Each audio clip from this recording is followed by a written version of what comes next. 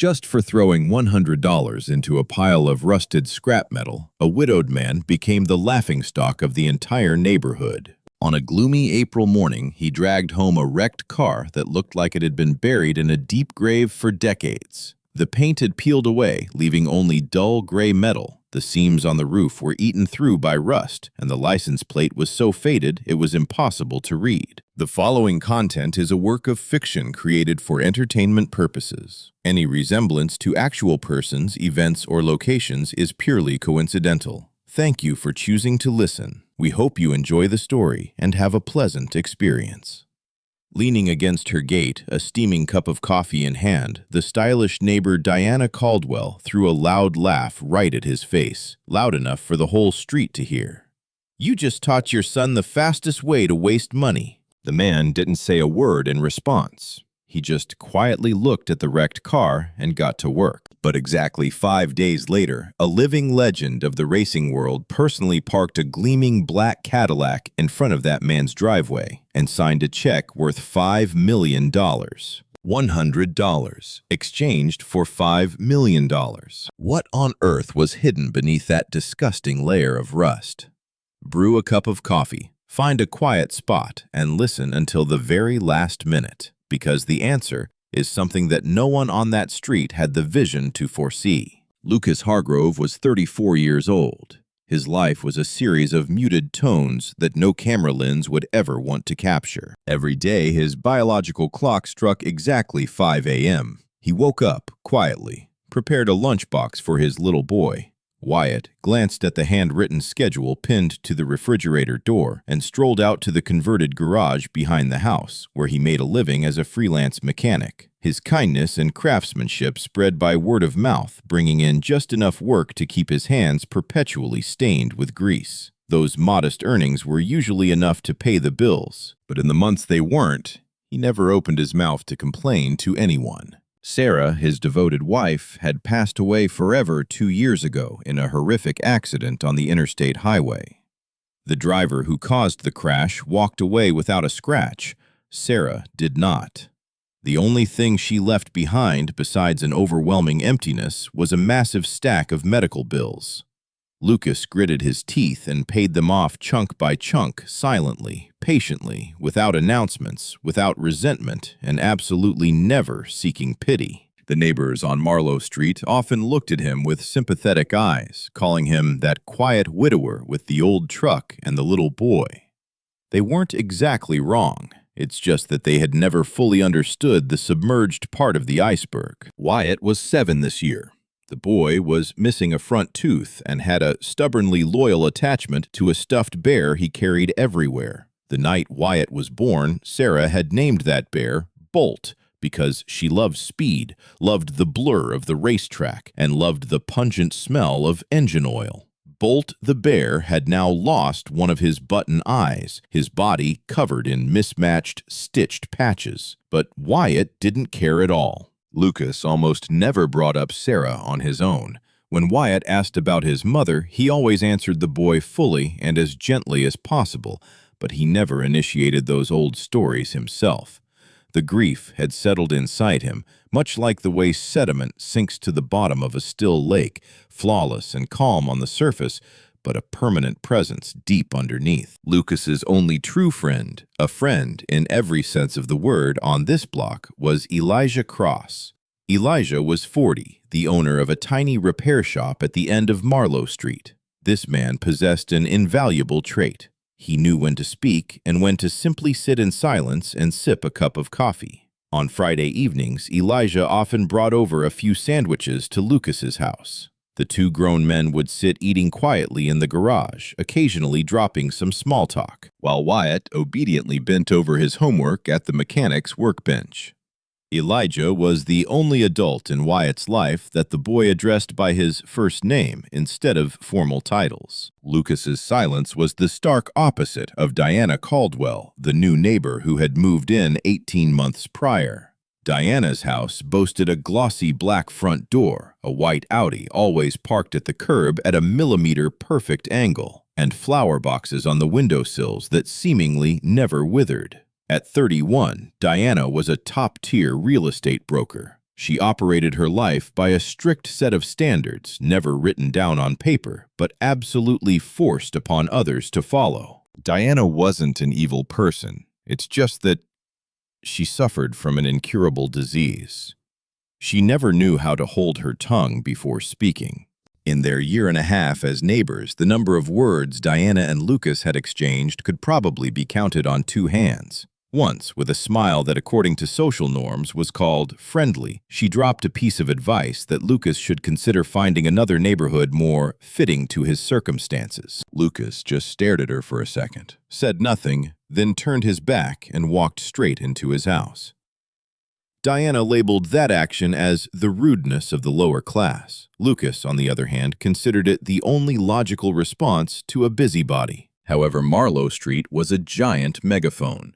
Houses sat close together, windows faced windows. People walking their dogs at a snail's pace just waited to catch each other's eyes to whisper and gossip. Whatever happened in one front yard became exclusive news for the entire neighborhood by the very next morning. On the eastern edge of town, Carter Voss had been running Voss Auto Salvage for over 30 years. It was a vast plot of land enclosed by a chain-link fence, always carrying the pungent scent of transmission fluid. Carter, 60 years old, was practical to the point of being crude, pricing every pile of scrap in the yard by intuition rather than textbooks. On that fateful April morning, Lucas drove to the salvage yard, looking to buy an old carburetor for a customer. Coincidentally, Carter was busy liquidating a massive batch of cars just towed in from a private warehouse whose lease had expired. The executor wanted the lot cleared before Monday morning. Carter just wanted to see cold, hard cash. Neither of the two men cared about the origins or history of that vehicular graveyard. Lucas was strolling along the row of wrecked cars at the back of the yard when he suddenly froze. It lay dead in the farthest, most hidden corner, half obscured by a rusted corrugated tin roof that had been leaning and threatening to collapse for years. On the outside, it was a two-door coupe. Black, or at least it used to be black, before the weather, the rain, and the cruelty of time stripped away its paint, turning the entire body into a patchwork rag of bare metal and rust. But there was something in the proportions of that wreck that grabbed hold of Lucas's gaze. Its wheelbase was longer than normal for a car of its size.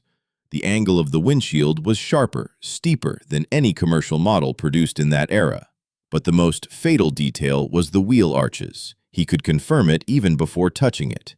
They were smoothed and shaped entirely by hand. The perfect intersection between the curve of the wheel arch and the stamped ridges on the car's body spoke a silent truth. Some brilliant craftsman must have spent a very, very long time in quiet contemplation before bringing those curves to life. Before his reason could issue a command, Lucas's palm instinctively rested on the rear quarter panel. The biting cold of the metal transmitted straight through the rust and grime, piercing right into his flesh. He closed his eyes, feeling its texture.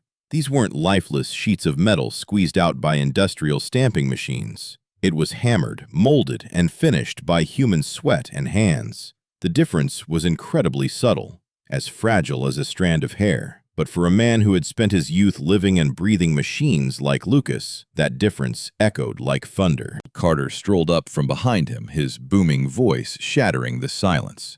"That one's $100. Take it today if you want it. Otherwise, come Monday morning, I'm throwing it into the crusher to be smashed to bits." Lucas stood motionless. Torn thoughts crashed into each other in his head. He thought about little Wyatt's shoes. They were a size too small, squeezing the boy's toes for 6 weeks now, just because every month he had to prioritize more urgent expenses. He thought about the electricity bill sitting arrogantly on the kitchen counter, waiting.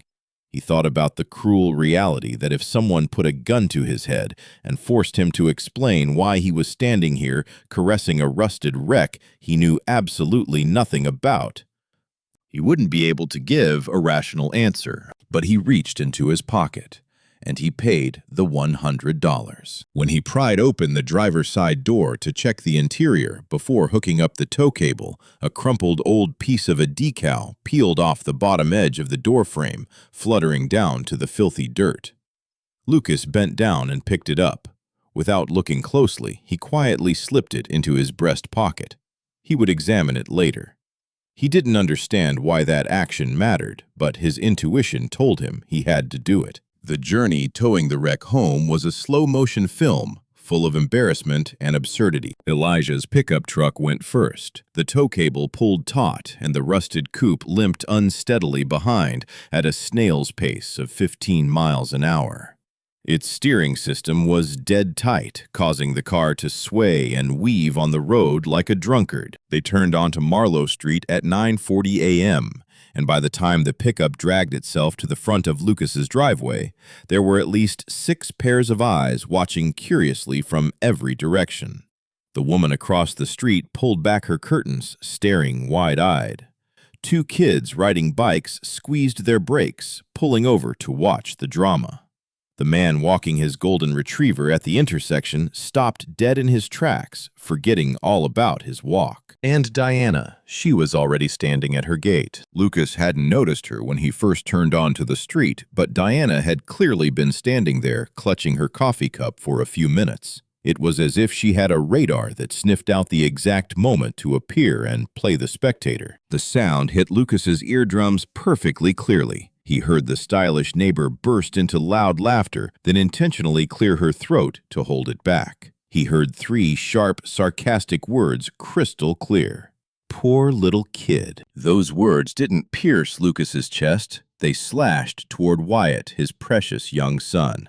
The boy, still wearing his backpack, had rushed out to stand at the edge of the driveway when he heard the rumble of his dad's truck engine. Lucas didn't turn his head. He shifted the gear to park, slowly stepped out of the truck, looked straight into his son's eyes, and said in a steady voice, "Go inside and fetch Dad's tool bag, son." Wyatt didn't leave immediately. The boy turned to look at Diana once, not with the angry or resentful eyes of a child. It was an incredibly cautious, probing look, mature beyond his years. Then the boy turned to look at the rusted wreck. He looked at the car the exact same way his father had looked at it in the salvage yard.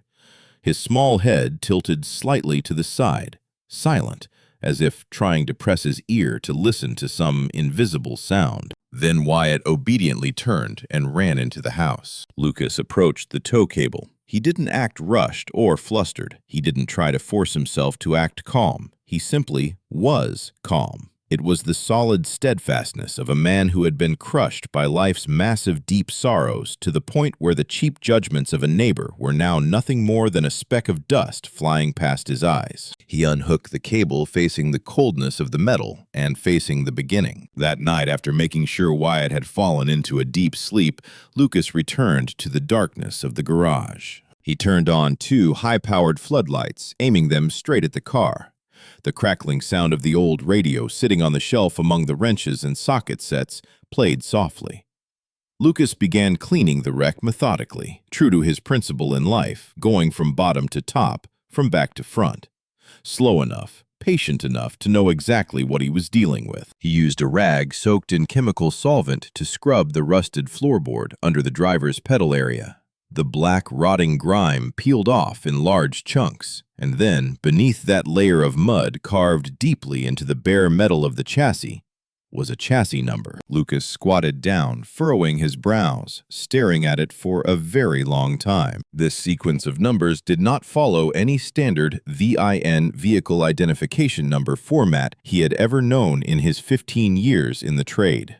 Its prefix was a 7-character string beginning with 3 letters, RAC, followed by 2 digits, and then 2 more letters. He pulled out his phone quickly, snapping a photo. For the next 40 minutes, he frantically searched across every search engine, but found absolutely no valuable results. He only managed to dig up a fragile reference to a European racing registry that used a similar prefix convention in the early 1970s. But this exact string of characters was an invisible ghost across all public databases. He texted Elijah, "Have you ever seen a chassis prefix starting with RAC67?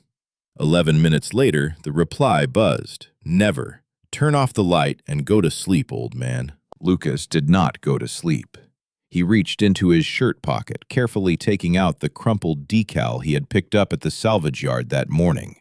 He held it up close to the bright floodlight. It had been almost completely destroyed by time. The adhesive had dried up and crumbled decades ago, and the paper was rotting and melting at the edges.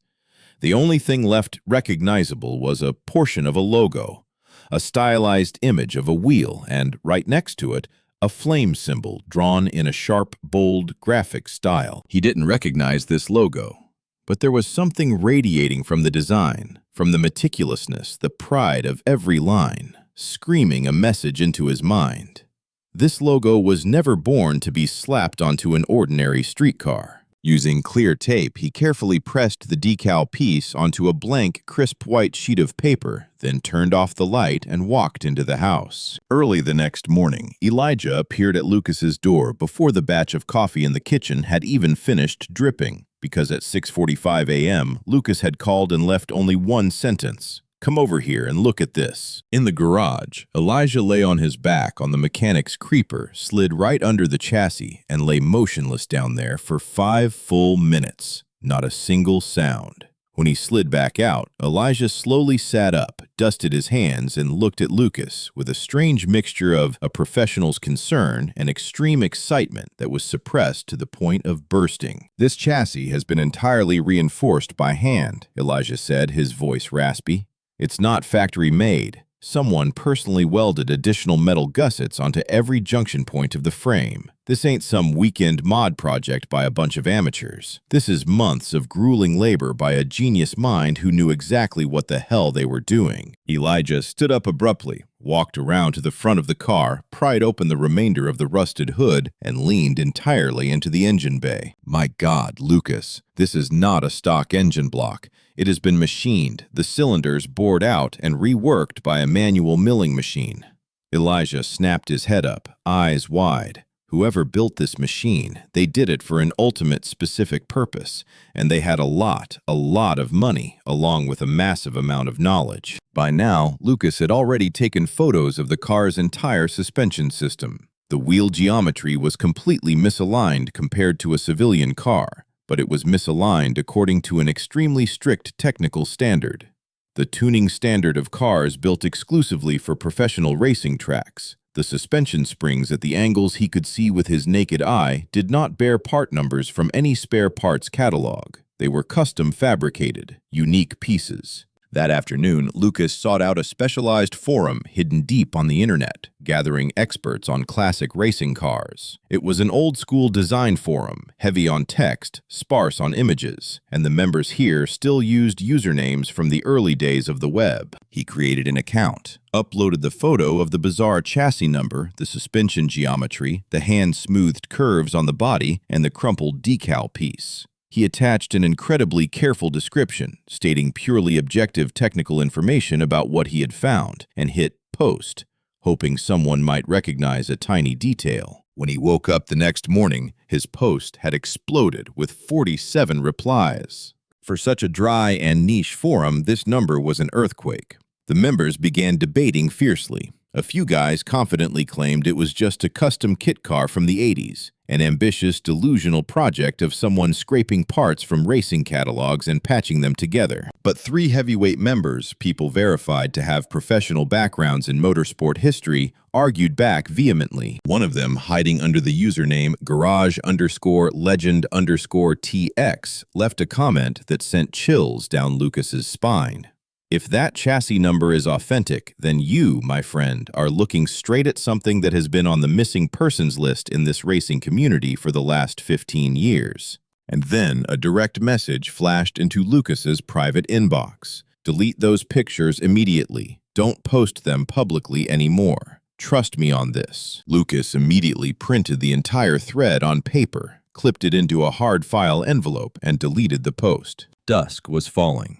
Wyatt came home from school, tossed his backpack in the corner, and ran straight out to the garage. The boy sat obediently on the familiar overturned plastic bucket, his VIP seat, whenever he wanted to watch his dad work. He still clutched the stuffed bear Bolt tightly in his lap. He sat, watching his father painstakingly polish the ruined metal on the rear end of the car for a long time, then suddenly spoke up. "Dad, does this car have a name yet?" Lucas paused his hand. He thought for a second. "Not yet, son. Do you want to name it? Wyatt furrowed his brows, his innocent face revealing a hilariously serious expression. The boy looked at the car, with the exact same silent gaze Lucas had used to look at it in the salvage yard. His small head tilted slightly, as if trying to find an answer hidden within the shape of the steel mass rather than in any words. A few seconds later, the boy spoke up. "Bolt." Lucas dropped the polishing rag. He stood, motionless, dazed for a moment. Then he said, his voice deep and gentle, "That is a great name." And he went back to work. By the fourth day, Lucas was busy sanding down the B pillar, the middle pillar on the passenger side, when he noticed the paint layer in this area was significantly thicker than elsewhere. He switched to the finest grit sandpaper, extremely carefully grinding through the cracked black paint, and then gradually revealing itself underneath was a layer of white-blue paint. A highly specific color tone, slightly metallic, completely unlike any color code on commercial car production lines. He had a vague feeling about this paint color. It was like hearing an old melody from a decade you never lived through, but you're certain you've seen it somewhere in black and white photographs. He slowed his work, holding his breath. His hands wiped away each paper-thin layer of material, like an archaeologist excavating an ancient ruin. And right there on the inner face of the pillar, where it would be completely hidden when the car door closed, he found it, a stamped mark pressed directly into the metal. Not a decal, not a glued nameplate. A physical imprint hammered straight into the flesh of the car with a steel hammer. A sequence of numbers.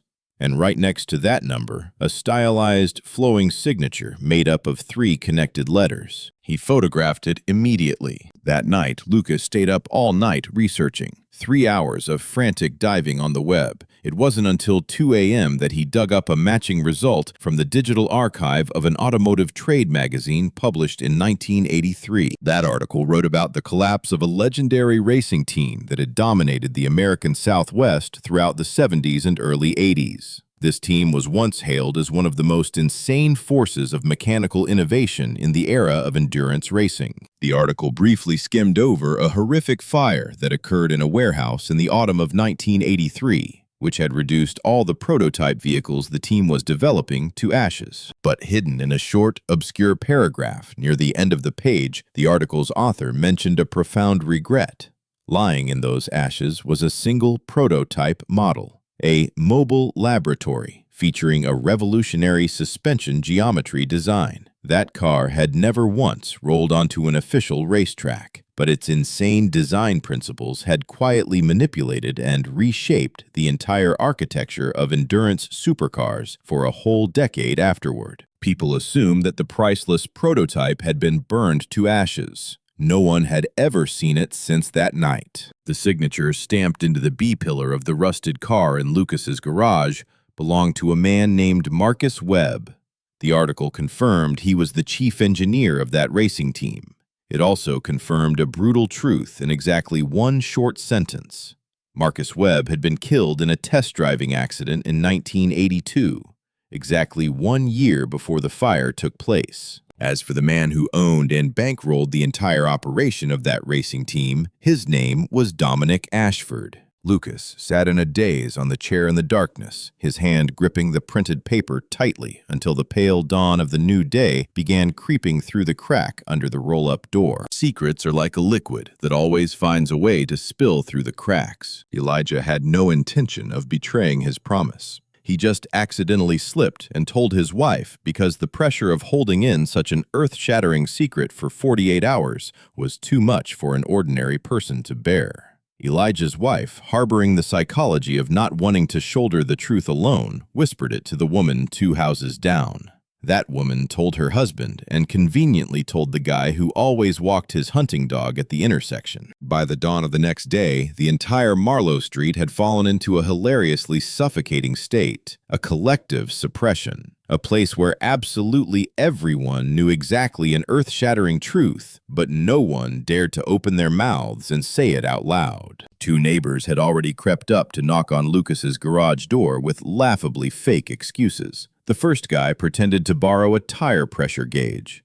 The second guy pretended to ask if Lucas had seen his lost cat. Both men strained their necks, casting their gazes over Lucas's shoulder to stare at the car for as long as possible, until Lucas politely said thank you and pulled the garage door down. He decided to throw a giant blue tarp over the entire car. After the second visit, Diana, the stylish neighbor, also caught wind of the story through the distorted recounting of 4 different mouths. The version that reached her ears had been spiced up a bit, but the core remained unchanged. The pile of scrap metal that the lowly mechanic bought for $100 could very well be worth millions of dollars. When she heard the news, Diana just sneered. She scoffed, mocking that this script smelled like trashy reality TV shows. However, as soon as she stepped into her house, she immediately opened her laptop and frantically typed the name Dominic Ashford. She glued her eyes to the screen for 20 minutes. What struck her eyes were photos of a man in his 50s, looking dashing, with sleek silver hair, standing proudly in front of a collection of supercars at a prestigious auction house. Right next to it was a financial article breaking down his net worth over $1 billion. That fortune was built from championship racing prizes, early investments in automotive tech companies, and a collection of historic cars whose value had multiplied tremendously over the past 40 years. And at the very bottom of the article, as tiny as a footnote, was a piece of information that sent chills down Diana's spine. The billionaire Dominic Ashford had been quietly traveling around for the past decade, throwing money into every corner to hunt down a prototype car from his early career days. A car that was believed to have permanently turned to ashes in a fire. Diana slammed her laptop shut. She stood rooted like a statue by her kitchen window, staring intently at the bulging blue tarp in Lucas's yard for a very long time. That afternoon, holding a measuring cup, she went over and knocked on Lucas's door, fabricating a clumsy excuse that she was baking a cake and needed to borrow some supplies. Lucas opened the door, calmly listened to her finish her sentence, and answered curtly, "I don't have that," and he closed the door. Not a bit rude, not a bit sarcastic. It was simply the decisiveness of a man who had accurately calculated exactly how much energy he needed to spend on a pointless conversation. Diana stood frozen on the steps for a moment, then sulked and turned on her heel back to her house. At dusk on the 4th day, a mysterious email flew straight into the inbox Lucas used to register his forum account. Sender's name, Giselle Hartman. Title in the signature, Executive Assistant Office of the Chairman, Dominic Ashford. The email's content was extremely short and concise. She announced that the chairman was aware of the information in the forum discussion and the photos that had been shared. That if Mr. Hargrove truly possessed the car, as described, Mr. Ashford himself very much wishes to meet in person. She emphasized that this meeting could be arranged within the next 24 hours at any location Mr. Hargrove found convenient. Please reply to confirm. Lucas sat in deep thought at the kitchen table, his palms pressed flat against the cold surface. He read that email over and over 3 times. Then he abruptly stood up, went out to the garage, plopped down on Wyatt's overturned plastic bucket, and dialed Elijah's number. "Are you still awake?" "It's only 9:30. I just got a message from Dominic Ashford's office." The other end of the line was silent, a suffocating silence. "Say that again, slowly," Elijah hissed softly. Lucas repeated every word. Another pause followed, this time even longer. "So what are you going to do?" "I don't know yet." Lucas looked up at the blue tarp. "I just wanted to tell someone about this first." "You found the right person." Elijah's voice trembled slightly, mixed with a solemn tone. "Now answer that Giselle Hartman girl. They're coming here tomorrow." The morning of the 5th day happened to fall on a Saturday. It felt like a twist of fate or a perfect alignment of the universe, depending on how you look at it. Lucas woke up at 5 a.m. as usual. He brewed coffee and toasted bread for Wyatt's breakfast, even though the boy didn't have to go to school today. Because repetitive routines were the skeletal framework supporting the lives of the father and son, and he never broke them without a valid reason. He opened his closet, choosing to wear the nicest flannel shirt he owned, dark green, unfrayed collar, and absolutely no stains. He knew very well that in the eyes of others, dressing up to receive guests in a garage looked a bit ridiculous. But he didn't change his mind. He wore it proudly. While eating breakfast, Wyatt chewed his food and looked up with his big, round eyes, asking, "Are VIP guests coming to our house today, Dad?" Lucas smiled slightly. "Probably so, son." Wyatt hugged his stuffed bear tightly. "Will Bolt get to stay, Dad?" Lucas looked deeply into his son's eyes for a moment. He gently stroked his hair. "Let's see what today brings." Elijah showed up at 9 a.m., even though he wasn't invited. He strolled over because he understood that there are historical moments in life that require a witness. He brought along 2 cups of store-bought coffee, his face clearly showing the anxiety of a gambler who has gone all in and is trying his best not to let the crowd know. Exactly 10 a.m., not a second off. The glossy black Cadillac glided smoothly on the road and pulled up right at the curb in front of Lucas's driveway. Lucas was already standing in the middle of the driveway. Across the street, hiding behind her living room curtains, Diana Caldwell had been clutching a cup of coffee and snooping for 20 minutes, to the point her coffee had gone completely cold. Dominic Ashford stepped out of the car. He didn't carry the demeanor of someone easily astonished. At 58, he possessed the lean, sinewy physique of a man who had done manual labor his entire life. His short hair was silver white, and his hands bore the deep scars of decades of eating and sleeping with machinery. He walked without any flashy airs, circling the front of the car and heading straight for the garage with the decisiveness of someone who knows exactly what their life's purpose is. And then he froze, stunned when he saw the car. Giselle Hartman stepped back behind him, holding a tablet, politely stepping aside. At the same time, Elijah stood peeking from the garage door, not quite inside, but not quite outside, a perfect position to witness everything without intruding on the space of the main characters. Dominic slowly walked around the rusted wreck. He walked extremely slowly, just like the way Lucas had walked in the salvage yard 5 days prior. The billionaire's hands occasionally reached out trembling as they caressed the rough surface of the exterior. He didn't say a single word for a long, agonizing period of time. Lucas just stood there silently, watching, respecting that silence. Finally, Dominic stopped at the rear of the car. He stood motionless, his chest heaving. When he spoke, his voice was very soft, but deep and unwavering. "I thought it had vanished from this world forever," Lucas answered softly. "You know this car." Dominic slowly turned around, looking straight into Lucas's eyes for the first time. "I built it with my own hands in 1971. It took nearly 2 grueling years, and the price I paid for it was much, much more than a few $1,000,000. He turned his face toward the car, his eyes distant. "In 1983, I was informed that it had burned to ashes in a warehouse fire, along with all our other dedication and hard work."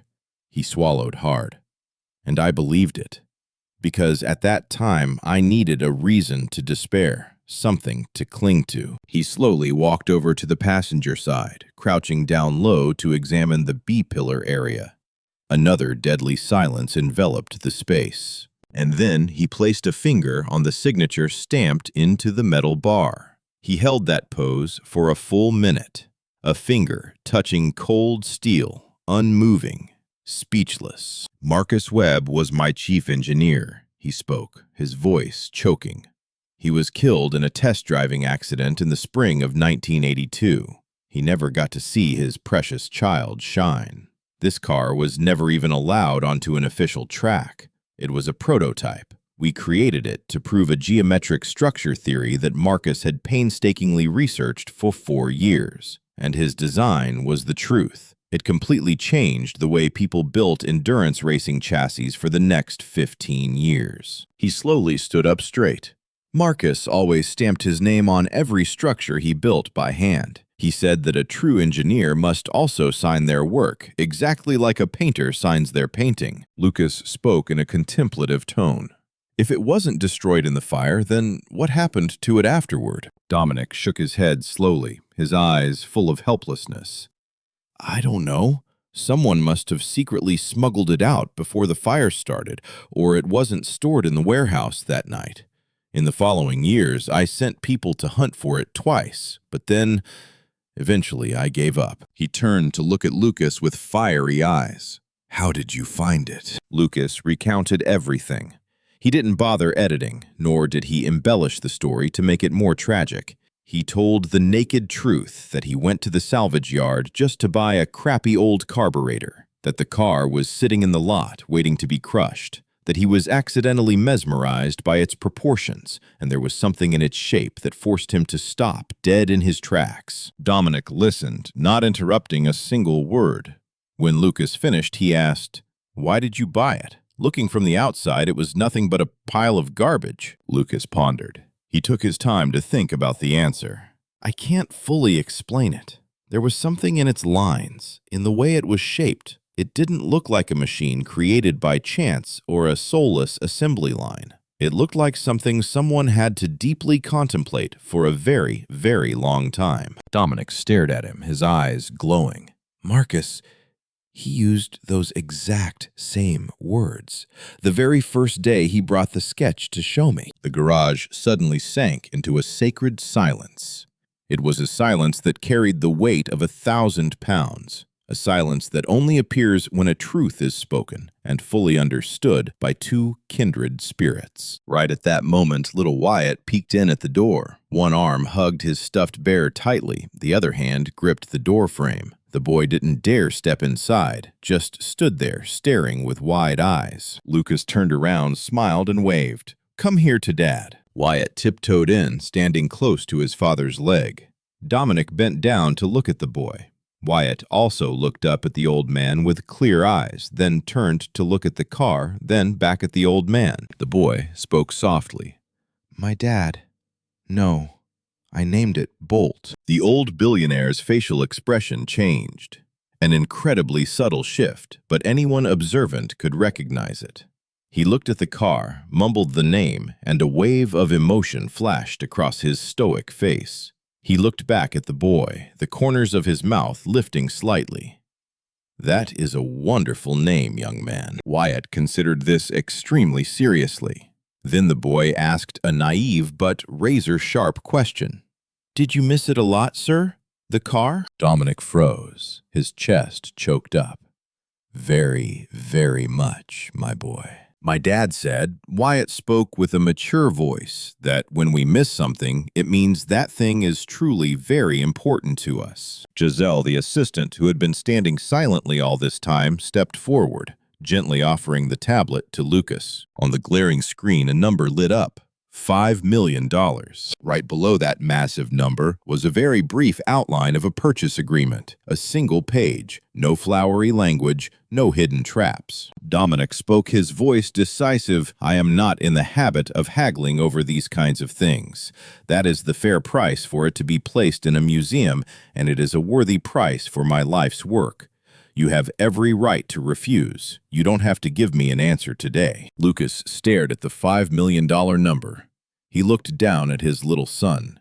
He turned to look at the car one last time, looking at the seductive curves on the side panels, looking at the cold metal reflecting the bright floodlight. He did not give an answer immediately. That evening, after Dominic and Giselle's Cadillac had driven out of sight, Lucas sat alone in the garage for a long time, without touching a single tool. Inside the house, Wyatt was glued to the TV. Elijah had also sat drinking beer with him for an hour, then tactfully excused himself to go home, understanding that this wasn't the time to pry or force a conversation. Lucas sat there letting his mind drift to Sarah. He remembered how Sarah used to keep a sketchbook filled with drawings, mostly cars. But they weren't rigid technical drawings.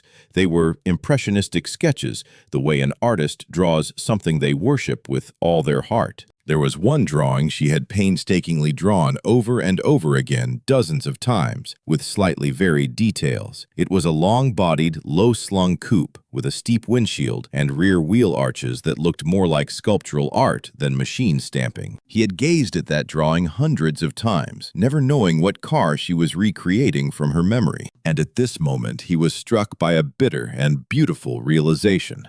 It was highly likely she hadn't drawn it from memory at all.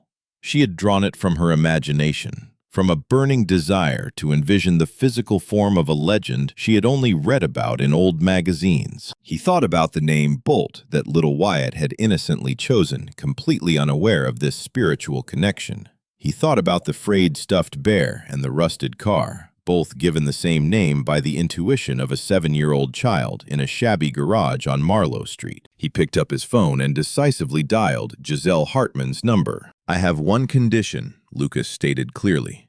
"Please speak," Giselle's voice replied. "The car must be displayed publicly for the public to admire, not locked away in some heavily guarded private collection. It must be placed somewhere anyone can come and see." He took a deep breath. "And on the information plaque, there must be a line clearly stating it was restored and identified by someone who saw value where others only saw rust. You don't need to put my name on it, but Marcus Webb's name must be printed prominently. And his engineering philosophy must be explained in a language that any ordinary person can read and understand the magnitude of what he created." Giselle remained silent for a second. "I will relay this immediately to Mr. Ashford." Lucas sat waiting. 8 minutes later, the phone buzzed.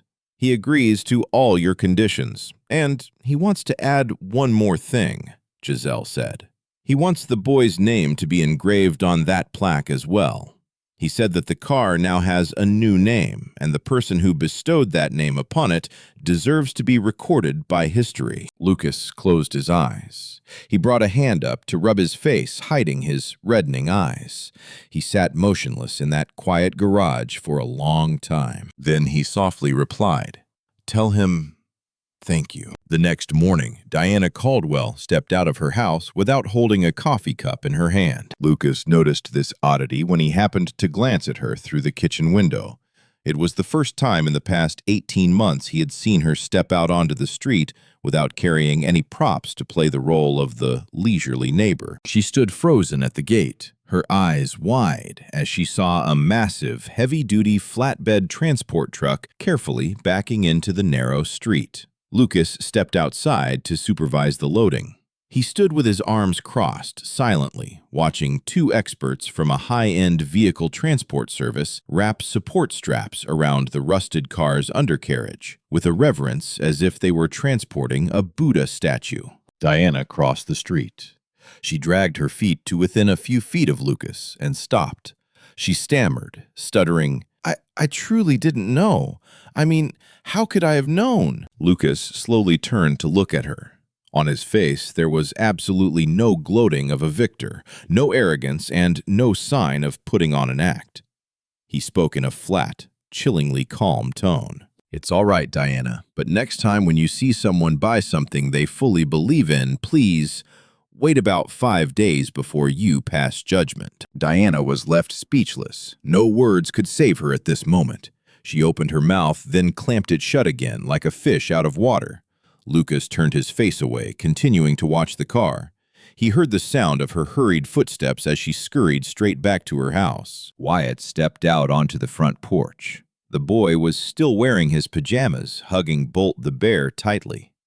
He stood motionless, watching the rusted car slowly being hoisted onto the flatbed truck. Then he slowly raised one arm, waving in a solemn gesture. Lucas caught sight of this from the corner of his eye. He said nothing, but his throat tightened, a choking, bitter sensation he had not anticipated at all. 3 weeks later, the money was wired straight into Lucas's account on a Tuesday, a single transaction, uninterrupted, without delay. Lucas sat silently at the kitchen dining table. He stared at the number 5 million displayed on the laptop screen for a very long time without moving. The very first thing he did was pick up the phone to call the hospital's billing department. He requested to pay off the entirety of Sarah's massive medical debt, paid in a lump sum. Instant transfer. The conversation lasted exactly 4 minutes, ending with Lucas's deep "thank you," and he hung up before the hospital administrator had time to utter any words of astonishment. After that phone call, he sat in silence. This was the first time since the fateful day that stole his wife's life that the crushing financial boulder pressing down on his chest was truly lifted. The feeling wasn't one of triumphant jubilation. It felt like walking into a suffocating room in the middle of a freezing winter, and suddenly someone threw the window wide open. Suddenly weightless. Suddenly the temperature changed. The air started circulating again. He took Wyatt to buy a new pair of shoes, the right size, the exact style the boy had pressed his face against the store window to admire 6 months ago without daring to ask for them. He also bought an expensive block building set, a detailed model of a classic endurance race car. As he handed the gift box to his son, he said, "Dad thought you might like to assemble one of your own." Wyatt stared at the giant toy box for a long time. Then the boy looked up at him with teary eyes. "Can we put it together, Dad?" Lucas smiled kindly. "Of course, this very weekend." He called Elijah and informed him that he would be injecting capital into his repair shop, not as an official investment with stacks of dry paperwork, but as a capital contribution between two men who trusted each other implicitly with their lives. Elijah was about to argue back loudly out of pride, but then he clicked his tongue and accepted because ultimately it was a form of respect. They agreed to expand the shop, install a second hydraulic lift, and hire an apprentice. The entirety of the remaining money, millions of dollars, he threw straight into a funding foundation at Wyatt's school. He named the foundation after Sarah. Its mechanism was incredibly simple, providing financial support for children whose families were carrying burdens of pain that were never allowed to show up in school yearbook photos. He did not attend the ribbon-cutting ceremony for the foundation. He only sent a handwritten letter, signed his name, and politely declined any invitations to speak in front of a crowd. 3 weeks after the money cleared, Giselle Hartman called. She respectfully invited Lucas and Wyatt to attend the opening of a new exhibition at the Transportation Museum downtown, a sacred space dedicated exclusively to honoring the engineering history of American endurance racing. The most dazzling centerpiece of the gallery was it. The car had been restored to 100% perfection, returning it to its exact proud posture from the autumn of 1971. The special white-blue paint shone brilliantly, the color that Marcus Webb had personally selected, because, according to a handwritten note of his found in the archives, white-blue is the color of things moving at a speed too fast, breaking the allowed limits of nature. Lucas drove his son to the museum on a Thursday evening. Wyatt wore his brand-new shoes, his arms hugging Bolt the bear tightly. Dominic was already waiting at the door. The billionaire took the initiative to step forward, gripping Lucas's hand tightly first, then slowly bending down to eye level to greet Wyatt. The car was placed in the center of the room, under a lighting system strictly calibrated to every angle. It was suspended slightly on a low platform, showing off its full wheelbase and perfection from every viewing angle. It was insanely beautiful. It looked exactly like what its true nature was. A masterpiece ahead of its time, buried in darkness for 40 long years, and now genuinely rising from the grave to catch the sunlight. The bronze information plaque was solemnly mounted on the wall beside it. Lucas slowly read every line. The name Marcus Webb was engraved most prominently. The mechanical engineering section was explained in the most plain, honest words telling its history, about its geometry system, about the years of pouring blood and tears, about its invisible influence that had traveled through time without anyone knowing. Near the end of the plaque, there was a short paragraph talking about the car's journey of resurrection, that it had been found in a salvage yard by a man who recognized something in its shape that all others blindly missed. And right below that paragraph, printed in a slightly smaller font, was the second line. This car was named Bolt by a 7-year-old boy named Wyatt Hargrove, who affirmed that this was a perfect name. And indeed it was. Wyatt stood rooted in front of the car's nose for a long time. The boy was motionless. Then he spoke without turning back to look at his dad. "Dad, is Bolt happy here?" Lucas stood right behind his son, his hands tucked into his pockets, staring fixedly at the machine. He thought about Marcus Webb, the man who exhausted 2 years of his youth to build something he bet his life on. He thought about the 40 years the car had to lie exposed to the elements, enduring humiliation in a foul-smelling scrapyard. He thought about his 7-year-old son on that Saturday morning in the garage, placing his small hand on the scratched door and listening to an invisible sound. "Dad thinks he is," Lucas whispered. Now a lot of people will get to admire him." Wyatt nodded firmly. "That's great, Dad." The boy reached up and grabbed his father's rough hand. "Can we go eat later, Dad? I want the dish with the dipping sauce." Lucas burst out laughing, a radiant, blossoming smile, unguarded and unforced. The kind of smile that automatically bursts out from the lips before the brain can even issue permission. And several visitors in the gallery suddenly turned around to look at that smile. They didn't understand the reason why, but they felt a premonition that the smile was something incredibly valuable to witness. "Sure thing," he said. "Whatever you want." This video is made first for joining the complete some errands dictive from Volant. Epilogue. By the end of the following month, a "For Rent" sign had been firmly planted into the lawn in front of Diana Caldwell's house on Marlowe Street. The official reason she touted to the neighbors, the ones she still bothered to save face to chat with, was that she had recently moved her office, so the commute was no longer convenient. This was the truth, and therefore no one in the neighborhood uttered a single malicious word about her departure. The cruelest punishment that life sometimes delivers is never loud or dramatic like in the movies. It is simply the weight of a moment that you can never, ever reverse. It will suffocate you on lonely evenings, perfectly recreating the exact shape of the deceitful words you smugly spat out of your mouth, right in front of people who were paying attention and listening. Lucas didn't move away. He kept the garage. He kept the crackling radio on the shelf amidst the wrenches.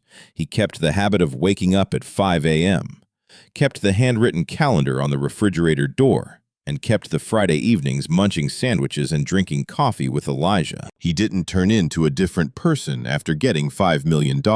He just became a more solid, more peaceful version of the person he already was. A man who now thoroughly understood a truth that the most precious things in this world rarely ever speak up to announce themselves, and that the fragile boundary between priceless value and garbage is often decided by one single thing: the courage to stop walking and use a reverent heart to look deeply at something the rest of the world is indifferently walking past. In the quiet, deep nights, Lucas still often talked to Sarah under the pale yellow light of the garage. Not speaking out loud, but in the way that people carrying an immortal love continue to maintain conversations long after the other person's voice has blended into Mother Earth. Not out of tragic grief, but out of a profound understanding that some things in life never truly end. They merely transform from one form to another. In those solitary nights, he firmly believed that if Sarah were still alive, she would have instantly recognized the true value of that car. She would have spotted it in the far hidden corner of the salvage yard and walked straight toward it without the slightest hesitation. She would have pressed her soft hand against the rear quarter panel, smiled, and said simply, "I know this curve." He believed that she would be incredibly proud of the name Wyatt had chosen, and he firmly believed that she would be proud of him for the greatest $100 of his life.